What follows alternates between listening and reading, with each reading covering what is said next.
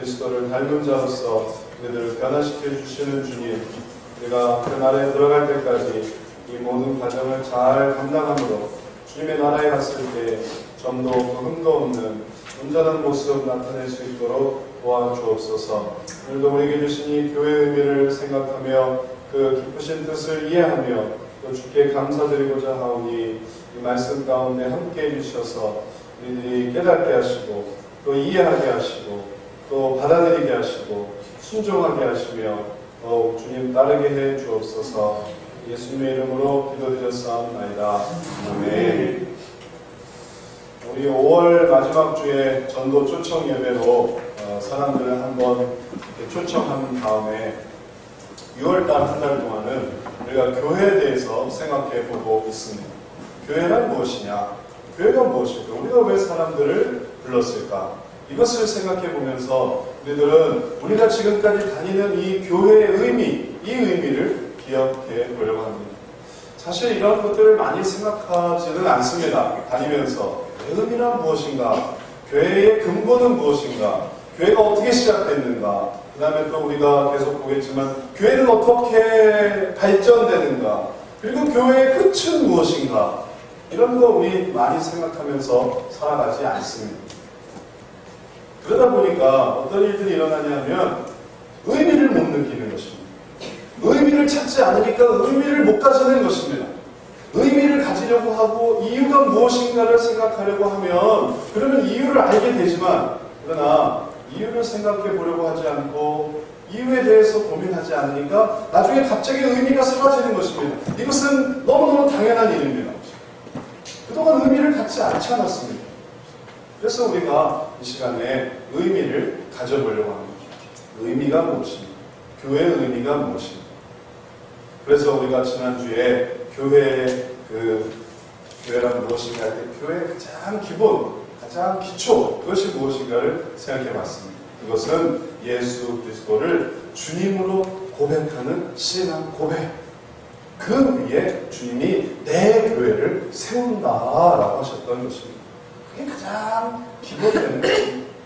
그게 안 되면 밑빠진 독에 물 붓기입니다. 아무리 사람을 데려다 와도 아무리 많이 전도를 해도 그게 주님의 신앙 고백이 아니고서는 그게 유지가 되겠습니까? 그냥 다 밑으로 빠질 뿐이죠.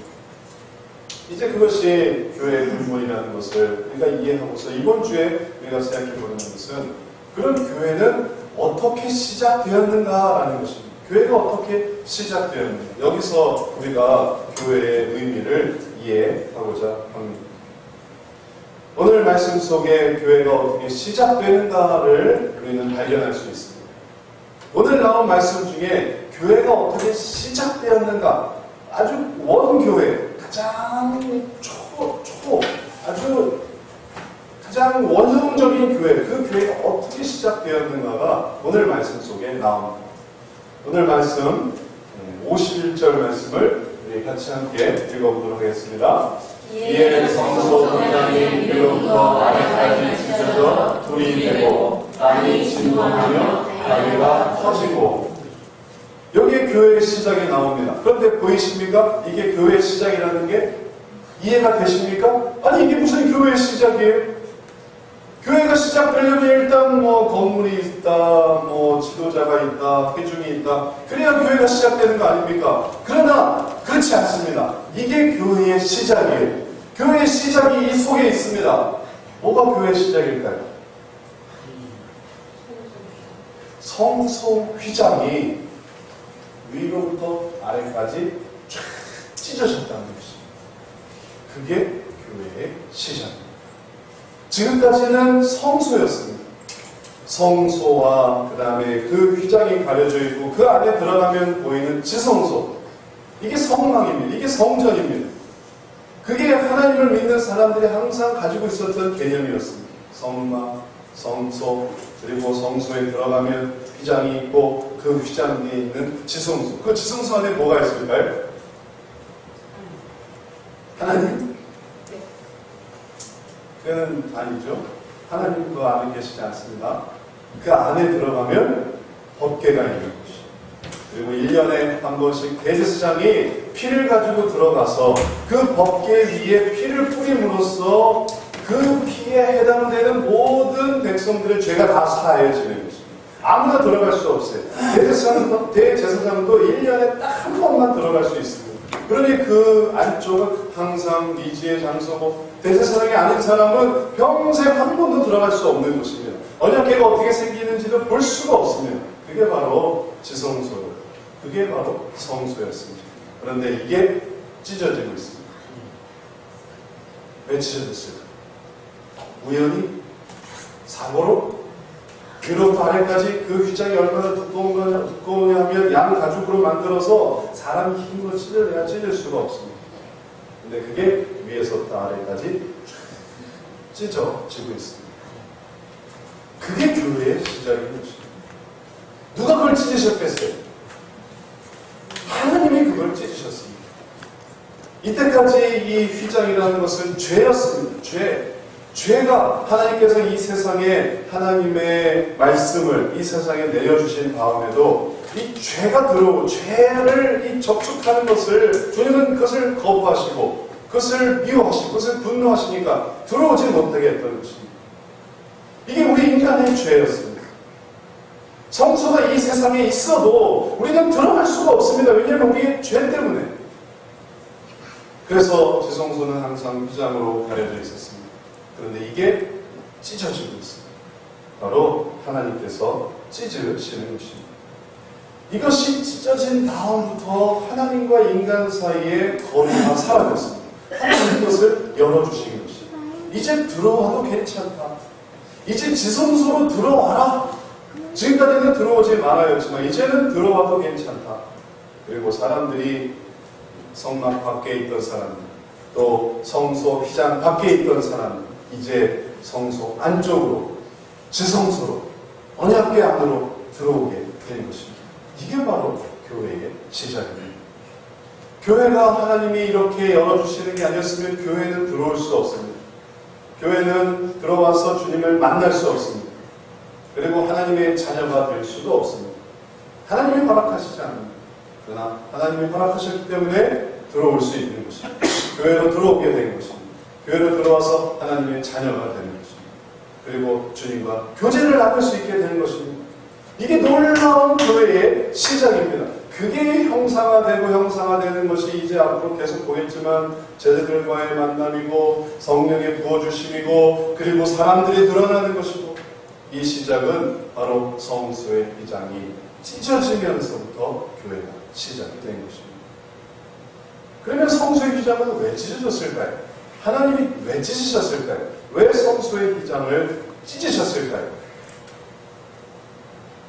바로 이 사건 그 전에 있었던 일 때문에 성소의 휘장이 찢어진 것입니다. 주님이 그냥 어느 날 갑자기 휘장을 찢으신 게 아니고 바로 전에 무슨 사건이 있었기 때문에 그것 때문에 성소의 휘장이 찢어지게 됐습니다.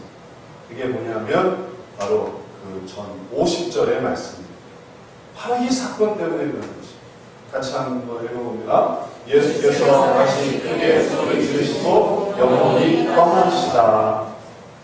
예수님이 다시 소리를 지르셨습니다. 그리고 주님이 죽으셨습니다. 고통 중에 꾸짖으시고 그리고 주님이 죽으셨습니다. 이렇게 주님이 죽으심이 있기 때문에 그 다음에 성소의 휘장이 찢어진 것입니다. 주님이 죽으신 것은 자신의 죄 때문에 죽으신 것이 아닙니다. 주님이 죽으신 것은 자신의 실수 때문에 죽으신 것이 아닙니다. 주님은 우리의 죄 때문에 죽으셨습니다. 주님의 죽으심에 우리 인간의 모든 죄값이 다 매겨져 있습니다. 모든 이 지구상에 존재했던 인간의 죄값을 다 환산한 그 모든 죄값이 다 주님께 지워졌습니다. 앞으로 태어날 모든 인간의 죄값까지도 그 십자가에 다 지워졌습니다. 그래서 아담, 하와 이후부터 그리고 마지막 태어날 그 누군가에까지의 모든 죄값이 십자가에 2000년 전 십자가에 다 달려진 것입니다. 그리고 예수님은 그것을 받으셨습니다. 그 죄값은 자신의 죽음입니다. 그래서 주님은 그 모진 고난과 그 모진 고통 속에서 정말 그 고생을 당하시고 그리고 죽으셨던 것입니다. 그리고 그의 죽으심으로 인해 죄값이 다 사라져버렸습니다.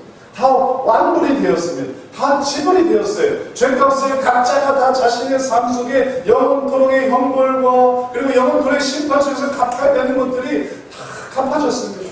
주님이 죽으십니다. 그러니 하나님께서는 더 이상 인간의 죄를 심판하고 싶지 않으셨어요.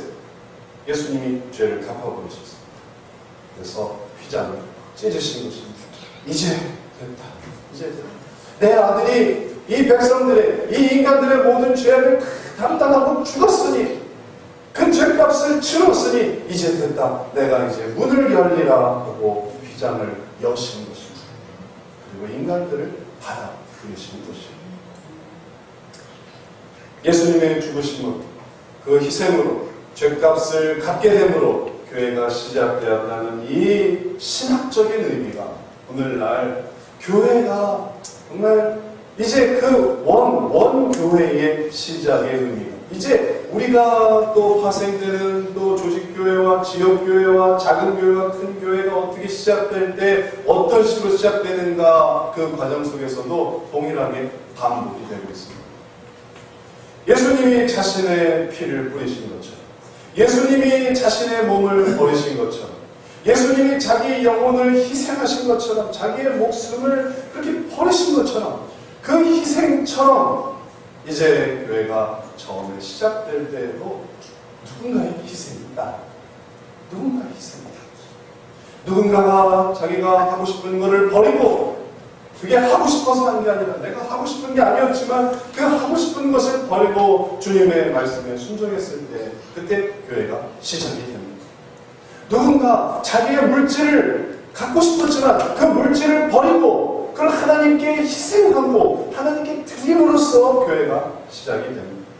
누군가 자기 시간이 너무나 아까운 시간이 그 시간을 이렇게 쓰면 이렇게 쓸 수 있고 저렇게 쓰면 저렇게 쓸 수 있는 그 귀중한 시간을 자기가 희생해서 그것을 버렸을 때 그때 교회가 시작이 되는 것입니다. 누군가의 땀이 누군가의 눈물이 누군가의 정성과 사랑이 교회를 시작하게 만드는 것입니다.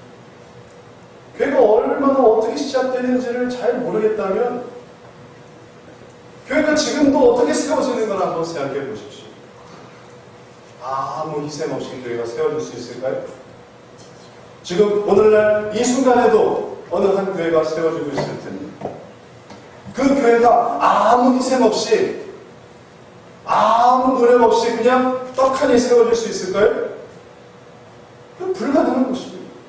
누군가의 희생으로 자기 집을 개방해서 그 집에서 모이고 누군가의 희생으로 자기 시간을 이제 투자해서 뭔가를 준비해서 교회를 모이고 누군가의 돈으로 누군가의 재물로 누군가의 노력으로 누군가의 정성으로 그렇게 해서 교회가 지금도 시작되고 있습니다. 지금 있는 30년대, 40년대, 50년대, 60년대 혹은 100년 된 어떤 교회가 있다 하더라도 그 교회의 시작은 그 희생부터 시작이 되었다는 것입니다. 그렇게 한 사람들, 그 사람들이 누구를 닮은 것일까요? 그들이 누구를 닮은 것일까요? 예수님을 닮은 것이죠. 그들이 만약에 욕심으로 내가 교회에 투자를 해서 더 많은 것을 얻어야 되겠구나 하면 그는 끊임없이 떨어져 나갑니다. 내가 이 교회에 좀 이렇게 발 붙여서 그 속에서 내가 뭔가를 좀 하나 얻어야 되겠구나.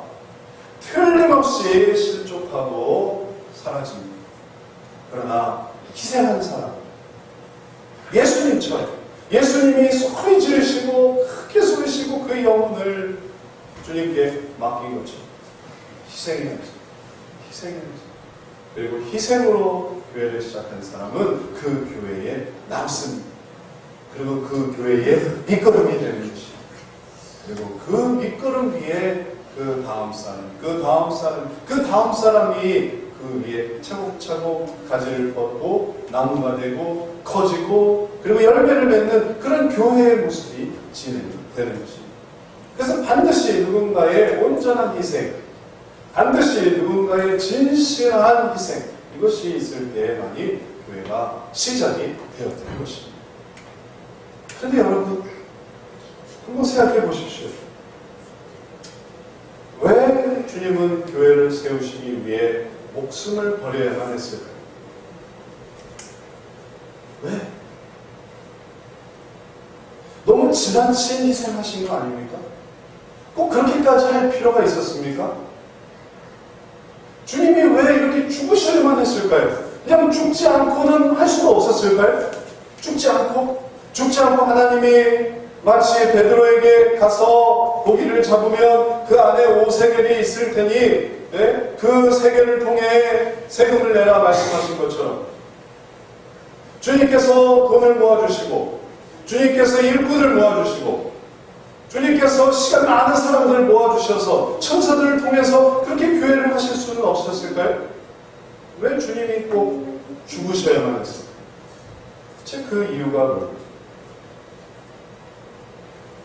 우리가 교회에서 단지 예배를 드리고 교회에서 단지 성경 공부를 하고 교회에서 단지 식사를 하고 교회에서 단지 행사를 하고 교제를 나누고 그럴 거에 꼭 주님이 죽으실 필요가 있을까요?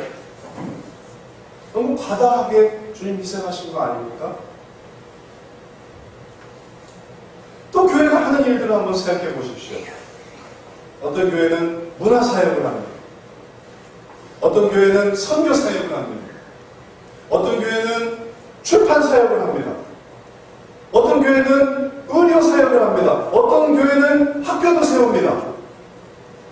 근데 그 모든 일을 할 때 주님이 죽으신 것 너무 심한 거 아닙니까? 너무 과도하게 하신 것 아닙니까? 그냥 그러지 않아도 할 수 있지 않을까요? 그냥 그러지 않아도 그냥 돈만 모이면, 그러지 않아도 시간 많은 사람들 좀 모이면, 그러지 않아도 마음 맞는 사람들 모이면, 그렇게 해서 뚝 하나 교회 하나 만들고, 그리고 뚝 하나 또 모여서 기금 하나 만들고, 그래서 그냥 돈 주고, 그래서 전문가 불러다가, 그래서 그렇게 하면, 그러면 다 할 수 있지 않겠습니까? 왜 꼭 만왕의 왕이신 하나님의 아들이신 이 천지의 주제신 예수님이 왜 죽으셔야만 하는 것이죠? 왜 죽으셨을까요? 예수님의 죽으심에 교회에 본질이 있습니다. 예수님의 죽으신 그 죽으심에 교회에 목표가 있습니다. 교회는 예배 드리는 곳인가요? 교회는 예배만 드리면 단가요? 교회는 성경 공부만 하면 단가요? 교회는 앉아있기만 하면 단가요? 교회는 찬양만 하면 단가요? 교회는 밥 먹고 교제 나누면 단가요? 교회가 그거 하는 교회인가요? 그래서 예수님이 죽으셨나요? 우리가 이렇게 모이게 하려고 주님이 죽으셨나요? 어느 교회를 가니까 교회에서 공연을 하고 또 연극을 하고 또 대여를 해서 또 사람들 와서 차 마시고 그리고 교제 나누고 영화 보고 그걸 위해서 주님이 죽으셨나요? 오늘날 이 사람들이 문화가 부족해서 그 문화를 도와주려고 주님이 죽으셨나요? 어떤 분들은 또 선교를 합니다. 5천만 원 주고 1억 주고 땅 사고 땅 사서 자립할 수 있게 하고 그리고 자립해서 돈 버니까 사람들이 교회 들어오고 그래서 또 돈을 주고 해외에 있는 사람들에게 돈 갖다 주려고 그래서 교회가 생긴 것이고 그래서 주님이 죽으신 것일까요? 그게 나쁘다는 얘기가 아니고 본질이 무엇이냐는 것입니다. 어떤 교회는 책을 만듭니다. 교회에서 출판사를 차려요. 교회 이름으로. 그래서 책을 찍어요. 좋은 저자를 섭외해서 그 저자를 통해 인쇄를 주고 그래서 책을 나눠줍니다. 저희 교회도 종종 책이 와요. 공짜로 막 책을 나눠줘요. 그렇게 책 주면서 책 읽으시라고 그러면은 지혜가 생기고 그러면은 명철이 생기고 그래서 이 세상을 더 잘 살아갈 수 있으니까 교회가 그러면은 그 출판사를 차려서 교회에서 책을 만들어서 교회를 전해주고 그래서 사람들한테 책 읽으려고 그래서 교회가 존재하는 것입니까? 그래서 주님이 죽으신 것입니까? 우리가 한번 생각을 해봅시다. 교회에서 방송사를 차려요. 교회에서 학교를 세워요. 교회에서 기관을 만들어요. 그래서 그렇게 해서 이 세상에 뭔가 도움이 되고 뭔가 유익을 전해주고 꼭 교회가 하지 않아도 되는 일이지만 그러나 교회가 하면서 뭔가 의미를 가지려고 그런 일들을 하는데 그런 일들을 위해서 주님이 죽으셨습니다. 주님의 죽으심의 목표가 바로 거기에 있습니다.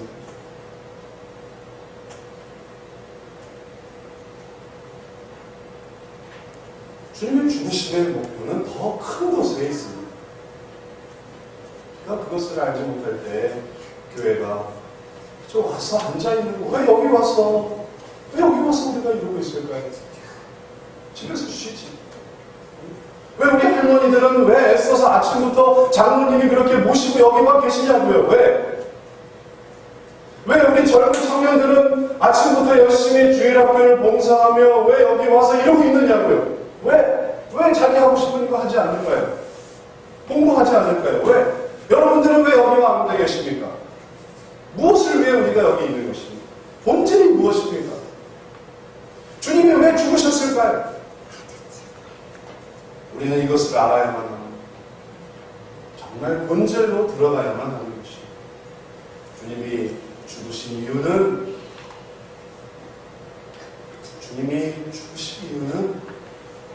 큰 목표를 위해서 그렇게 죽으신 것입니다. 그것이 오늘 읽은 말씀 속에 나와 있습니다.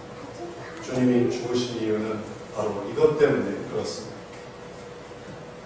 무덤들이 열리며 자던 성도의 몸이 많이 일어나되 예수의 부활 후에 저희가 무덤에서 나와서 거룩한 성에 들어가 많은 사람에게 보이니라. 예수님이 죽으셨는데 그분이 죽음인데 이상하게도 자던 성도의 몸이 일어나고 있습니다.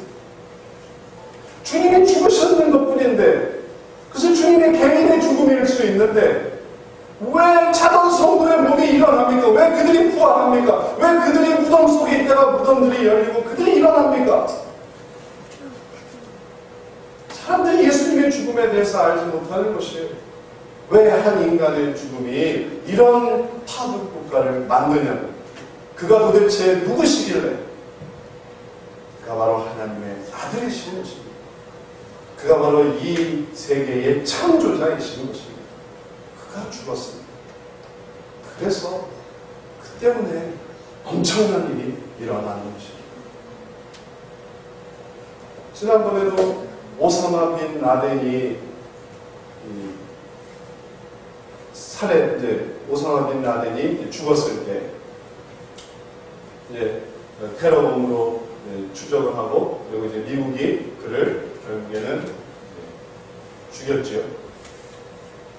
그때 오보가 있었습니다. 어떤 오보가 있었냐면 오사마가 죽은 게 아니라 오바마가 죽었다는 거예요. 그리고 미국에서는 난리가 났습니다. 오바마가 죽었다. 그게 미국 방송국에서 잘못 방송을 했대요. 그리고 한국인 어떤 목사님도 이제 그 얘기를 제가 전해 들었는데 큰일이다. 오바마가 죽었다. 그러고서 기도를 했답니다. 아니 왜 대통령이 죽을 수 있는데 왜 그럴까요? 1차 세계대전이 왜 일어나는 줄 아세요? 오스트리아 왕이 죽었습니다. 그리고 1차 세계대전이 일어났습니다. 한 사람이 죽었는데 그게 전체 세계대전으로 일어나는 것이죠. 그래서 이분은 걱정하는 거예요. 오바마가 저격당했나? 그래서 살해당했나? 그러면 그 뒤에 일어날 그 엄청난 일들 그걸 두려워하면서 걱정하며 기도했던 것입니다. 다행히 오보였죠. 오바마가 아니라 오사마. 만약에 미국 대통령이 정말 테러에 의해 살해당했다, 저격당했다, 이 세상은 엄청난 소용돌이 빠지는 것입니다. 그만큼 중요한 사람이기 때문에 그런 것이죠. 여기 하나님의 아들이 죽으셨습니다. 결국 그냥 한 인간의 죽음이 아닌 것입니다. 그가 죽으신 이유는 그가 죽으심으로 인해 나쁜 일들과 전쟁과 그리고 싸움과 투쟁이 일어나게 만드시려는 게 아니라 그가 죽으셨던 이유는 결코 죽을 수 없는 그분이 죽으신 이유는 많은 사람을 살리기 위함이셨던 것입니다. 그 영혼을 구원하게 하기 위함이었던 것입니다. 그래서 예수님은 죽으셨습니다. 예수님이 죽으셨기 때문에 그들은 살아났습니다. 그들은 예수님이 죽으셨기 때문에 무덤에서 나올 수 있었습니다. 그들은 예수님이 죽으셨기 때문에 거룩한 성에 들어갈 수 있었습니다. 그들은 예수님이 죽으셨기 때문에 많은 사람에게 나타나 보일 수 있었습니다. 그리고 그들은 어디로 갔을까요? 그리고 그들은 어떻게 되었을까요? 그리고 그들은 예수님의 죽으심으로 살아는 그들은 예수님이 만든 교회로 들어가는 것입니다. 그럼 교회로 들어가면 끝일까요? 아닙니다. 이제 영생을 위해서 그들은 준비했을 것입니다. 그들이 바로 초대교회에 들어간 성도들이었고, 그들이 바로 초대교회를 통해 성도들이 돼서 처음으로 하나님 나라에 들어간 예전에 그 믿는 사람들이었을 것입니다.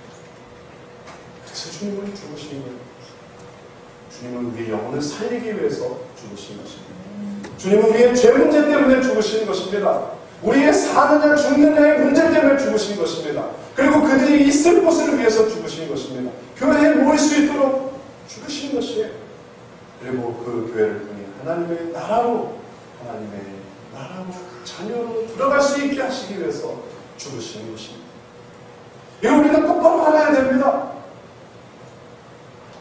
교회는 그 죽음 때문에 존재하는 곳이죠. 그 죽음이 아니면 있을 수가 없는 교회인 것입니다. 이것을 이사야서는 우리들에게 다시 한번 분명하게 증거하고 있습니다. 그가 찔림은 우리의 허물을 인하며 그가 상함은 우리의 죄악을 인하며 그가 징계를 받음으로 우리가 평화를 누리고 그가 채찍에 맞음으로 우리가 나음을 이루고 우리는 다 양 같아서 그를 행하며 각기 제 길로 갔거늘 여호와께서는 우리의 죄악을 그에게 담당시키셨구나. 모르는 사람은 모를지 모르지만 아는 사람은 잊지 말아야 된다. 주님의 죽으심으로 우리가 나은 것이에요. 주님께서 우리의 모든 죄악을 다 담당하신 것입니다. 그래서 우리가 교회에 나올 수 있었습니다. 그래서 교회가 생길 수 있었습니다. 그리고 이 교회를 통해 그래서 우리가 하나님의 나라를 바라볼 수 있었습니다. 우리 어머니의 기도가 아니에요. 내가 2대째 믿어서가 아닙니다. 내가 10대째 믿어서가 아니에요. 이 나라가 기독교 국가라서가 아닙니다. 여러분하고도 아무 상관이 없습니다.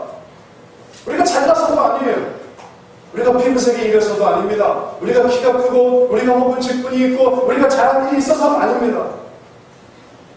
주님이 죽으셔서 그런 것입니다. 그래서 우리가 이렇게 존재할 수 있는 것입니다. 이제 온전한 교회는, 이제 주님이 말씀하시는 교회는 바로 이 예수님의 희생으로 이루어진 교회입니다. 그리고 그러한 교회일 때 예수님은 자기의 죽으심을 기뻐하십니다. 그게 원하셨던 것입니다. 그래서 이어지는 이사야 53장 11절의 말씀에서는 그가 그 교회를 어떻게 여기시는가를 보여줍니다. 가나살에 그가 자기 영혼에 수고하는 것을 보고 만족히 여길 것이라. 나의 의로운 종이 자기 지식으로 많은 사람을 의롭게 하며 또 그들의 죄악을 친히 감당하리라. 이제 오늘날 교회가 바로 이 죄 문제로 주님께 나아갈 때, 오늘날 우리 성도들이 내가 죄인인 것과 하나님 앞에서 죽을 수밖에 없는 자임을 정말 자백하고 통회하고 괴로워하면서 주의 죽으심만이 저를 존재하게 합니다라는 것을 깨닫고 그것을 감사하게 여길 때 주님은 그 영혼의 그 고통, 그 몸의 그 괴로움을 만족하게 여기시는 것입니다. 내가 수고하기를 잘했구나. 내가 애쓰기를 잘했구나. 내가 저들을 위해 죽기를 잘했구나. 왜냐하면 그들이 나의 죽음의 의미를 그걸 이해하는 거예요. 이게 중요한 것입니다. 예배 한 시간이 만약에 주님의 죽으심을 망각하는 시간이라면, 그래서 어떻게 이 세상에서 똑똑하게 되고 어떻게 이 세상에서 잘 먹고 어떻게 이 세상에서 잘 사게 되는 법을 바라는 그러한 시간이라면 주님이 얼마나 슬퍼하시겠습니까?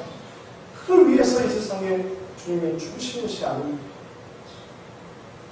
성경 공부를 하면서 내가 얼마나 똑똑한 자인지, 내가 얼마나 잘 살았는지를 기억하며 그러고서 만족해하는 그러한 사람들의 교만함이 있다면 그 성경 공부는 얼마나 주님 보시기에 안타까운 시간이 되겠습니까? 그래, 내가 이 정도는 돼. 내가 이 정도는 알아. 나는 이걸 10번도 더 했어. 나는 괜찮아. 나는 똑똑한 사람이야. 그걸 깨닫게 하는 성경 공부라면 그게 얼마나 안타까우시겠습니까? 주님은 그 죄를 위해 죽으십니다. 식사 후에 나누는 교제 속에서 그래 우리가 어떻게 하면 정보를 더 얻을 수 있을까? 학부모는 학부모들끼리 모여서 어떻게 하면 우리 아이를 이 경쟁에서 뒤처지지 않고 잘 살게 만들 수 있을까? 남편은 남편들끼리 모여서 어떻게 하면 우리가 우리 아내를 더 지배하면서 살 수 있을까? 학생들은 학생들끼리 모여서 어떻게 하면 더 재미있는 세상, 어떻게 하면 더 즐거움을 위하여 살아갈 수 있을까를 모여서 나누는 그것이 교회라면 주님이 얼마나 안타까워하시겠습니까? 그렇지 않겠습니까? 주님이 그걸 위해 죽으셨습니까? 그걸 위해 이 교회를 만드셨습니까? 그렇지는 않잖아요. 이제 이것을 우리가 깨닫는다면 이제 주님의 희생이 기억이 되어야 될 것입니다. 우리의 죄 문제가 이해되어야 될 것입니다. 내가 얼마나 죄인인 것인가를 잊지 말아야 될 것입니다. 그리고 나는 또 그분께 의지함으로써만 구원받는다는 사실. 그리고 교회는 이제 그 희생을 기억하고 그 희생을 위해 나아가는 곳이라는 것을. 그것을 알아야 될 것입니다. 6월 우리 보훈의 달. 이미 지난주에 우리는 현충일을 지냈습니다. 우리가 또 이 근처에 동작구 국립묘지가 있어서 그 현충일에 아마 그들은 전국 각지에서 모일 것이 얼마나 막히고 얼마나 사람들이 매어 터지는지 사는 사람들은 그것을 느낍니다. 저도 그 현충일 날 아침에 이제 새벽 기도를 마치고 잠깐 보수구제 갔다 왔는데 차 댈 데가 없는 거예요.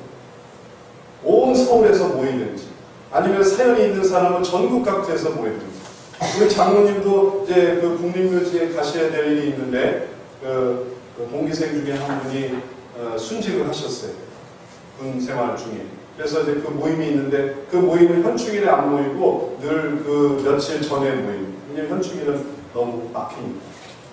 그래서 많은 사람들이 이 나라를 위해서 죽으신, 이 나라를 위해서 피 흘리신, 이 나라를 위해서 자기 생명을 버리신, 그러지 않으면 그 현충일에 국립묘지에 갈 일이 없는 거죠. 그 몸이 거기 있기 때문에 거기 가는 것이죠. 그렇게 해서 우리나라를 위해 죽은 분들의 그 희생을 기억합니다. 그 중에 많은 사람들이 있습니다. 여러 사람들이 있습니다. 그 중에 한 사람, 제가 이 시간 소개해드리고 싶습니다. 이게 그분의 묘입니다. 육군소령 강제구. 아마 다 아실 것이에요. 강제구수. 나이가 젊은 분들은 잘 모를지도 모르겠습니다. 이분에 대해서 제가 한번 소개를 해드리고 싶습니다. 그는 육군사관학교를 졸업했습니다. 그리고 예하부대에서 지역부대에서 작전장교, 중대장으로 근무를 하고 있었습니다. 근데 그때 월남전이 터졌습니다. 그래서 월남에 갈 부대를 모집하게 되었는데 그때 그는 자원했습니다. 월남 맹호부대. 그래서 맹호부대에 배치를 받아서 1965년도 8월에 맹호부대 중대장으로 보직이 되었습니다. 원래 그때 그는 대위였습니다. 죽은 다음에 추서가 된 것입니다. 대위로 중대장으로 보직하면서 1965년도 10월에 파월에 앞서서 중대원들과 함께 실전 훈련을 연습하고 있었습니다. 그런데 그때 이명 하나가 수류탄 투척 훈련을 하는데 수류탄 안전핀을 빼고 실수로 그것을 떨어뜨리고 말았습니다. 그리고 하필이면 이 수류탄이 중대원들이 다음 수류탄 투척 훈련을 하기 위해서 대기하고 있는 쪽으로 굴러갔습니다. 그 사람 이름도 나오더라고요. 그 사람 이름이 뭔지 찾아봅니다. 근데 하여튼 이 이명이 던진 잘못 던진 그 수류탄이 중대원 사이로 들어가서 이제 그게 터지면 그 중대원들 한 100여 명이 다 죽게 생깁니다. 근데 그때 중대장이었던 대위 이 강제구 대위가 자기의 몸을 던져 그 수류탄을 자기 몸으로 막았습니다. 그리고 그는 폭사했습니다. 그가 죽었다는 것은 자살인가요? 그게 자살 행위인가요? 아니죠. 자살행위. 그래서 자기가 뭔가를 더 얻고 싶어서 그러는 것입니다. 그게 유익이면 유익, 그게 편안이면 편안, 그게 인정이면 인정, 존경이면 존경, 그걸 얻고 싶어서 자살하는 것이고 그걸 하는 행동이 다 자살 행위가 되는 거예요. 이건 뭡니까? 이건 희생인 것이죠. 자기의 것을 버렸잖아요. 자기가 살고 싶은 마음, 그리고 자기가 정말 이 군인으로서의 그 꿈을 펼치고 싶었던 마음, 그걸 모두 다 그 순간에 날려버렸지 않습니까? 왜 그것을 했을까요? 부하를 살리려고 한 것입니다. 그리고 그가 죽었기 때문에 모든 부하가 살았어요. 그가 뛰어들지 않았으면 다 죽었을 것입니다. 그러나 그가 몸을 던졌기 때문에 또 많은 사람들이 살 수 있었어요. 제가 궁금했어요. 어떻게 생긴 사람인지. 찾아보니까 알게 되더라고요.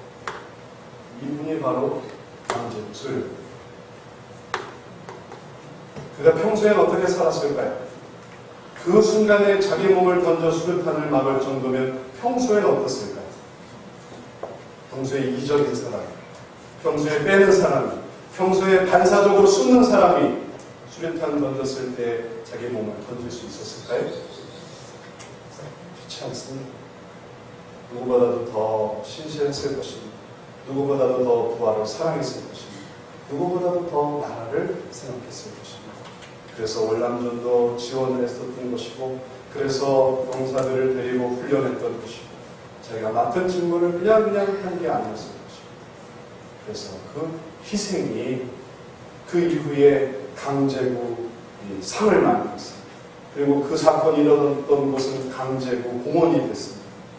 그리고 날마다 강제구 그 소령의 그 희생 정신을 기억하며 우리가 이 일을 못 받고 우리도 이렇게 희생으로 나아가자라고 깨닫게 하고 있습니다.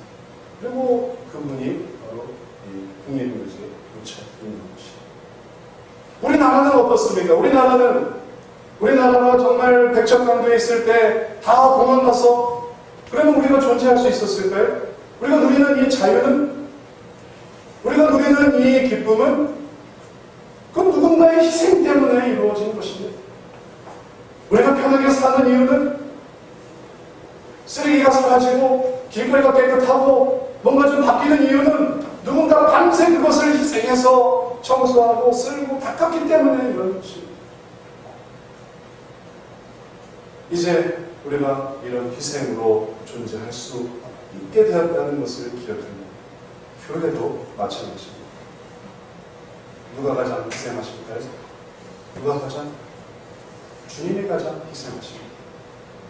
오늘날 교회에 대한 그 많은 비난과 그 많은 수모와 그 많은 비판에도 불구하고 교회가 버틸 수 있는 이유는 교인들이 대단해서가 아닙니다.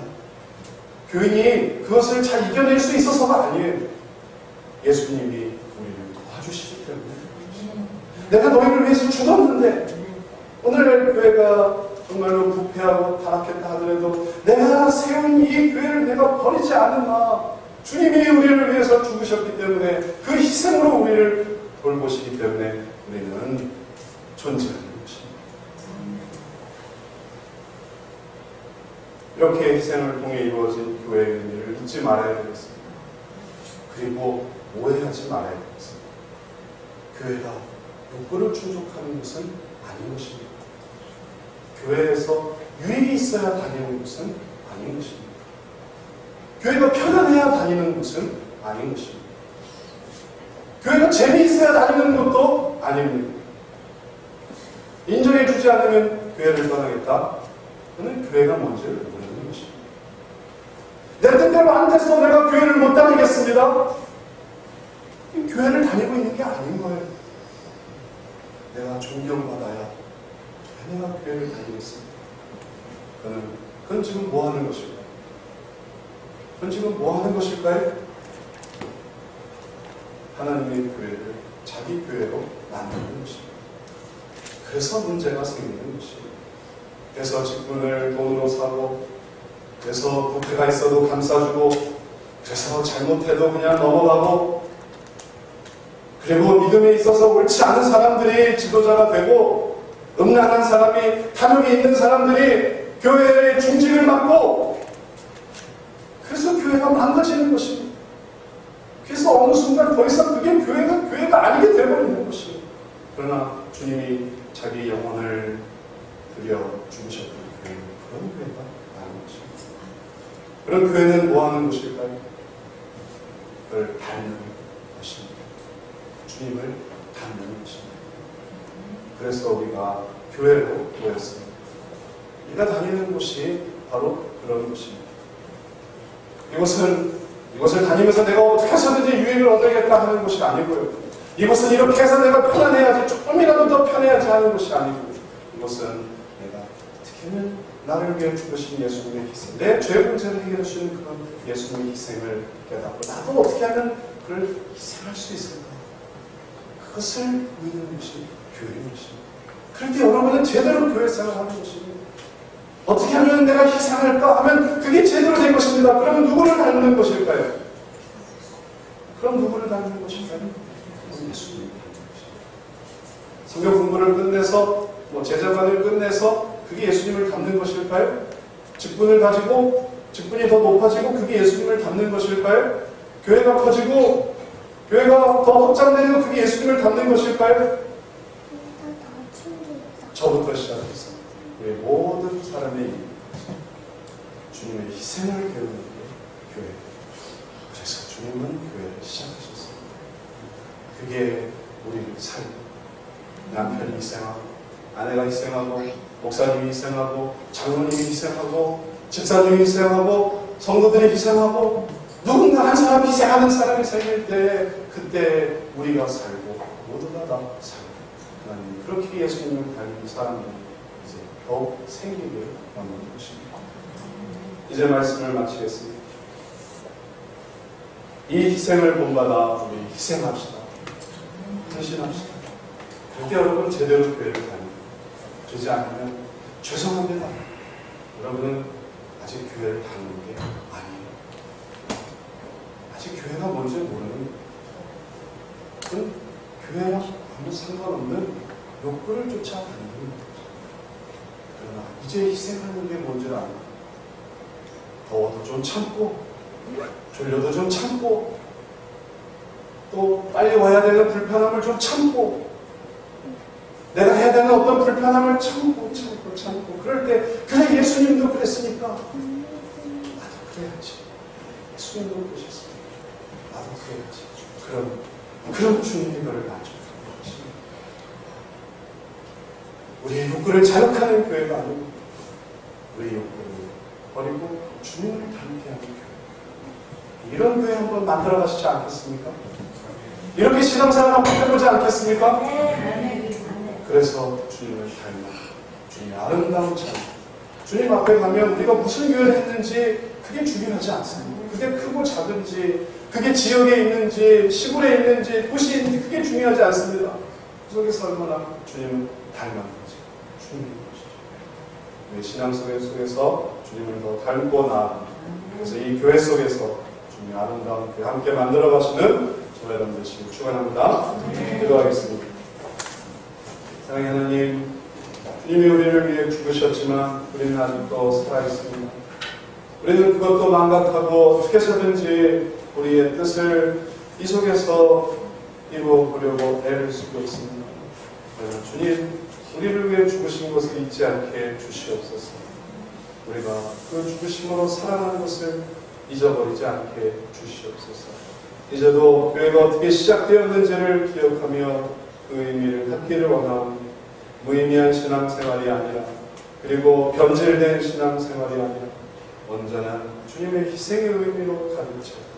그래서 정말 주님이 주시는 여러 가지 상황 속에서 늘 희생하며 자녀를 위해 희생하며 부모를 위해 희생하며 이웃을 위해 희생하며 교회를 위해 희생하며 직장을 위해 희생하며 우리 나라를 위해 희생하며 그리고 주님이 주신 그 것을 위해 우리 자신을 희생할 줄 아는 주님을 닮은 그러한 자들 되게 하여 주시옵소서.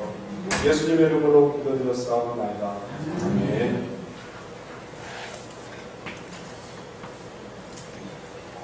찬송 236장 같이 찬양드리겠습니다.